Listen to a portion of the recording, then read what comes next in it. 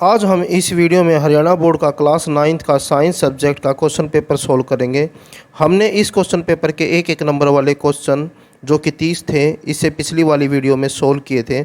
अगर वो वीडियो आपने नहीं देखे हैं तो उसका लिंक आपको डिस्क्रिप्शन में मिल जाएगा, वहाँ से आप इस वीडियो को भी देख सकते हैं। इस वीडियो को बनाने का मकसद ये है कि आपकी फ़ाइनल एग्ज़ाम की तैयारी अच्छी हो जाए, क्योंकि जब आप हरियाणा बोर्ड द्वारा लिए गए पिछले 2 या 3 सालों के क्वेश्चन पेपर सोल्व करते हैं तो आपके लगभग सभी इम्पोर्टेंट क्वेश्चन कवर हो जाते हैं और साथ ही आपका एग्ज़ाम को सोल्व करने का कॉन्फिडेंस भी बढ़ जाता है। अब हम क्वेश्चन पेपर को सोल्व करते हैं।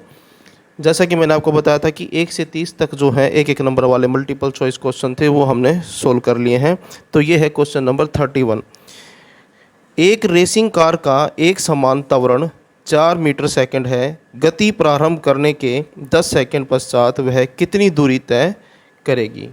तो आंसर देखिए, प्रारंभिक वेग जो है 0 है मान लिया, समय जो है वो 10 सेकंड है, त्वरण जो है 4 मीटर सेकंड है, s बराबर है ut प्लस में 1/2 at की पावर 2, 0 गुणा में 10 प्लस में 1/2 गुणा में 4 गुणा में 10 की पावर 2। तो आंसर आ गया इसका s बराबर है 200 मीटर।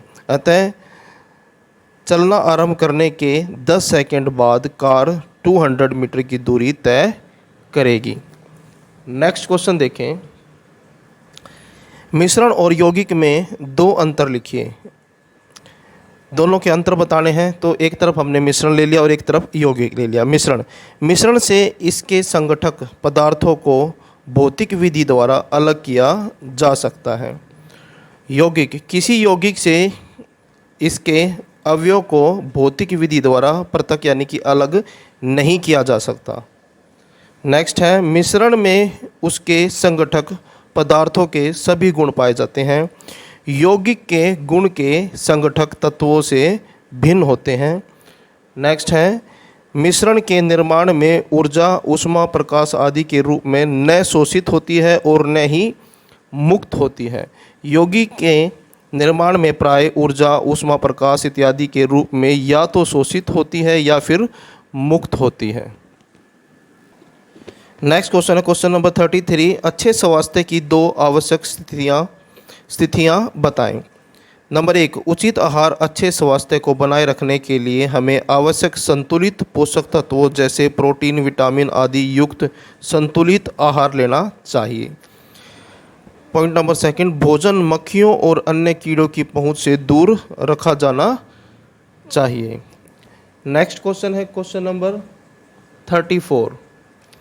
जब किसी छड़ी से एक दरी को पीटा जाता है तो धूल के कण बाहर आ जाते हैं, स्पष्ट करें। आंसर देखें इसका, जब किसी छड़ी से एक दरी को पीटा जाता है तो धूल के कण बाहर आ जाते हैं, क्योंकि दरी के रेशे गति में आ जाते हैं और दरी अपने स्थान से हट जाती है, पर उसमें मौजूद धूल के कण जड़त्व के कारण इस गति का विरोध करते हैं और अपनी स्थिति बनाए रखना चाहते हैं, जिस कारण धूल के कण बाहर आ जाते हैं। नेक्स्ट क्वेश्चन देखें। न्यूटन की गति का तृतीय नियम लिखिए। आंसर देखें, न्यूटन की गति का तृतीय नियम, प्रत्येक क्रिया के समान एवं विपरीत प्रतिक्रिया होती है। यह सोचना जरूरी है कि क्रिया और प्रतिक्रिया हर समय 2 अलग अलग वस्तुओं पर लागू होती है।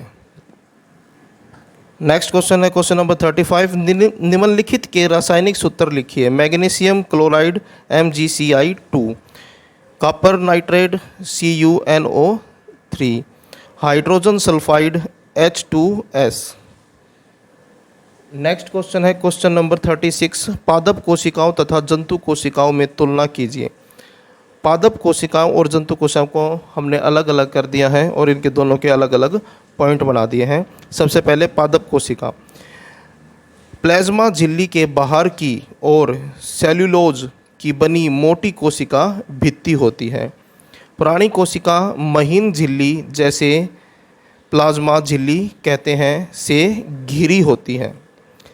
हरित लवक उपस्थित होते हैं, इसमें हरित लवक अनुपस्थित होते हैं। रिक्तिकाएं बड़ी तथा मुख्य होती हैं। रिक्तिकाएं या तो अनुपस्थित होती हैं या बहुत छोटे माप की होती हैं। सेंट्रोसोम अनुपस्थित होते हैं, सेंट्रोसोम उपस्थित होते हैं। नेक्स्ट पॉइंट है कोशिका विभाजन कोशिका पट्टी द्वारा प्रारंभ होता है। कोशिका विभाजन ग्रूव खांच निर्माण द्वारा होता है। इसमें प्रकाश संश्लेषण की क्षमता होती है पादप में, और जंतु कोशिका में प्रकाश संश्लेषण की क्षमता जो है नहीं होती है। इन कोशिकाओं में प्रकाश संश्लेषण नहीं होता है। नेक्स्ट क्वेश्चन है क्वेश्चन नंबर 37। एक बल्ब 500 जूल विद्युत ऊर्जा 10 सेकंड में व्यय करता है, इसकी शक्ति कितनी है? तो W बराबर है 500, T बराबर है 10 सेकंड और P हमें निकालना है, तो P निकाल लेंगे। P बराबर है W बटे T, 500 बटे में 10 और आंसर आ गया 50 वॉट। नेक्स्ट क्वेश्चन देखिए, किसी वस्तु की गतिज ऊर्जा का क्या होती है? किसी वस्तु की गतिज ऊर्जा का सूत्र और मात्रक लिखिए।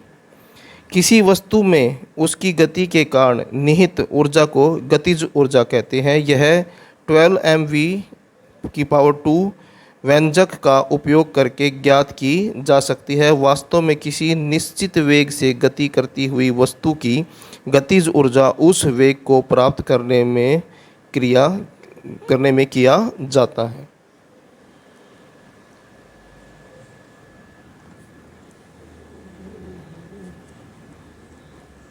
नेक्स्ट क्वेश्चन है 15 किलोग्राम द्रव्यमान की एक वस्तु 4 मीटर सेकंड के एक समान वेग से गतिशील है, परंतु वस्तु की गतिज ऊर्जा कितनी होगी? तो m बराबर है 15 kg, v बराबर है 4 मीटर सेकंड। तो k बराबर 1/2 mv/2, तो इसका आंसर आ जाएगा 120 जूल।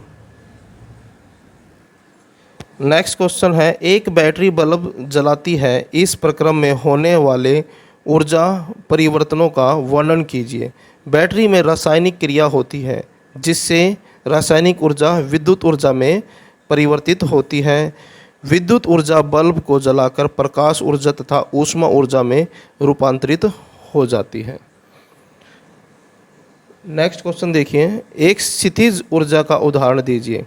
उत्तर, पृथ्वी से ऊंचाई पर स्थित वस्तुओं में जो स्थितिज ऊर्जा होती है उसे गुरुत्वीय स्थितिज ऊर्जा कहते हैं। उदाहरण, ऊंचाई पर स्थित नहर या बांध से एकत्रित जल को नीचे गिराकर कार्य किया जाता है।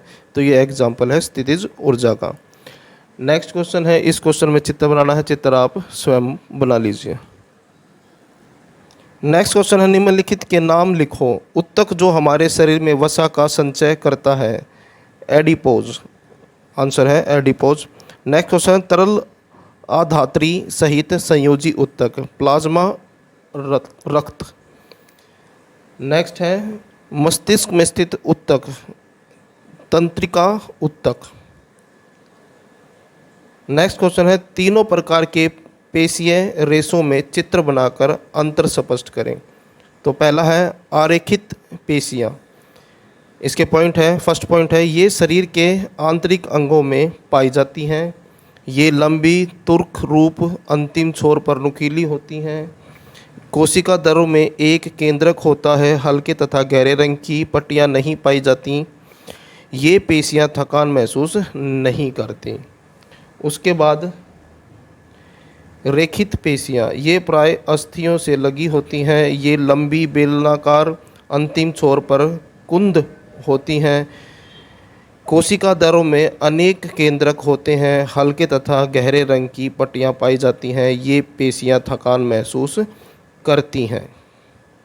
नेक्स्ट है हृदय पेशियाँ, ये हृदय की भित्ति में पाई जाती हैं। ये शाखा में बेलनाकार होती हैं, डिस्क द्वारा परस्पर जुड़ी होती हैं। कोशिका दरों में प्राय एक केंद्रक होता है, हल्के तथा गहरे रंग की पट्टियाँ पाई जाती हैं। ये थकान का अनुभव नहीं करती। तो ये थे क्लास 9th के साइंस सब्जेक्ट के बड़े क्वेश्चन। अगर वीडियो अच्छी लगे तो लाइक करें और चैनल को सब्सक्राइब करें। धन्यवाद।